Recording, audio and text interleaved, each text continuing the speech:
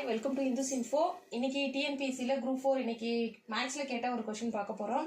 Question என்னன்னா a = 1, b = 2, c = 3 up to z = 26 என கொண்டால் HCF இன் மீசிமா எதற்கு சமம் இல்லைன்னு கேக்குறாங்க. இப்போ அவங்களே கொடுத்திருக்காங்க a1 up to z வரைக்கும். அப்ப இது நடுவுல HCF என்ன?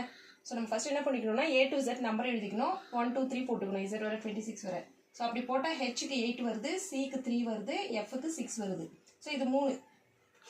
அப்ப இதுக்கு மீசிமா எடுக்க சொல்றாங்க. அப்ப h என்ன 8, c என்ன 3, 6. இதுக்கு நம்ம மீசிமா எடுக்க போறோம். ஃபர்ஸ்ட் 2 ல போடுறோம். 4 8 3 க்கு வராது, 6 க்கு 3 2 6. அகைன் 3 எடுக்கிறோம். 4 க்கு வராது, 1 3 1 3 அகைன் 4 க்கு 4 தான் மீசிமா எடுத்தாச்சு. இப்போ 3 2 6 6 னா 24. இப்போ மீசிமா என்னன்னு கண்டுபிடிச்சிருக்கோம், 24 கண்டுபிடிச்சிருக்கோம். இப்போ இந்த 24ங்கிறது எதற்கு சமம் இல்லைன்னு கேக்குறாங்க.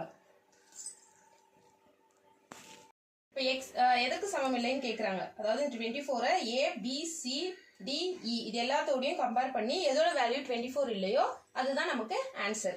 இப்போ x க்கு பார்க்குறோம். x ஓட வேல்யூ இது மாதிரி a to z எழுதும்போது x க்கு 24 வரும். ஸோ அப்போ வெறும் x ன்னு கொடுத்ததுனால இதோட வேல்யூ 24. இதுவும் ஈக்குவல். அப்போ இது ஆன்சர் இல்லை. e + s பார்க்க போறோம். e ஓட வேல்யூ என்னன்னா இது மாதிரி எழுதும்போது a b c d e க்கு 5 வரும். e = 5. s ஓட வேல்யூ என்னன்னா 19 வரும்.